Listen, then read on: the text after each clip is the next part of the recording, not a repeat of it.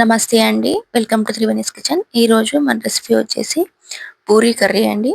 ఎప్పుడు పూరీతో ఈ కర్రీని తినడమే కాకుండా ఇప్పుడు చపాతీలోకి అలాగే అన్నంలోకి తినేటట్టు ఎలా తయారు చేసుకోవాలో నేను ఈ వీడియోలో చూపిస్తున్నాను. ఇది చాలా అంటే చాలా టేస్టీగా ఉంటుందండి. ముందుగా స్టవ్ పైన ఒక పాన్ పెట్టుకొని అందులో ఒక 5 టేబుల్ స్పూన్ల ఆయిల్ వేసుకోవాలి. దీనికి ఆయిల్ అయితే ఎక్కువనే పడుతుందండి. ఇప్పుడు ఆవాలు, జీలకర్ర వేసుకోవాలి. ఇవి చిటపటమన్నాక ఉల్లిపాయ ముక్కలు వేసుకోవాలి. నేనైతే ఉల్లిపాయలను పెద్దవి 4 కట్ చేసుకున్నానండి.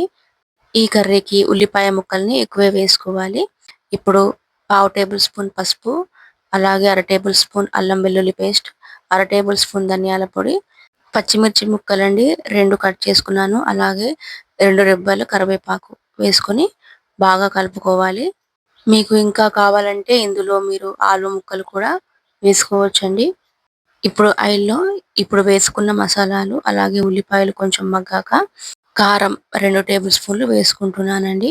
మీరు చూసి వేసుకోండి. ముందే పచ్చిమిరపకాయలు వేసుకున్నాం కదా! 1 టేబుల్ స్పూన్ కల్లుప్పు వేసుకోవాలి. మీరు ఏ ఉప్పైనా వేసుకోవచ్చు. ఇది బాగా కలుపుకున్నాక ఒక చిన్న గ్లాస్ వాటర్ వేసి ఒక 5 నిమిషాల పాటు మూతను పెట్టుకోవాలి. ఆలోపు ఒక బౌల్ తీసుకొని 4 టేబుల్ స్పూన్ల శనగపిండి వేసుకోవాలి. ఇప్పుడు కొన్ని కొన్ని వాటర్ వేసుకుంటూ ఉండలు లేకుండా బాగా కలుపుకోవాలండి. ఈ కన్సిస్టెన్సీలో వచ్చేటట్టు కలుపుకోవాలి. వీడియోనైతే లైక్ చేయండి. స్కిప్ చేయకుండా చూడండి. ఇప్పుడు 5 నిమిషాల తర్వాత మూతను తీసుకోవాలి. ముందే వేసుకున్న మసాలాలు అలాగే ఉల్లిపాయలు బాగా ఉడికిపోయాయండి. ఇప్పుడు మనం ముందే కలిపి పెట్టుకున్న శనగపిండిని ఇందులో వేసుకోవాలి.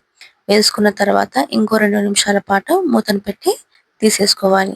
ఇప్పుడు ఈ పిండి మొత్తం ఈ కర్రీలో కలిసేటట్టు ఉండలు లేకుండా ఒక 2-3 మినిట్స్ వరకు బాగా కలుపుకోవాలండి. ఇప్పుడు ఒక చిన్న టమాటాని తీసుకొని ఇలా చిన్న ముక్కలుగా కట్ చేసుకున్నాను. అలాగే ఇప్పుడు కూడా ఒక 5-6 టేబుల్ స్పూన్ల దాకా పైనుంచి ఆయిల్ వేసుకోవాలి. ఈ ఆయిల్ వేసుకోవడం వల్ల మంచి రుచి వస్తుందండి. ఇది ఆయిల్ వేసుకున్నాక కలిపి ఒక 2 నిమిషాలు మూతను పెట్టి తీయాలి. ఇప్పుడు ఆల్మోస్ట్ కర్రీ అయినట్టండి. ఇప్పుడు కొత్తిమీరను వేసుకొని ఒకసారి కలుపుకోవాలి.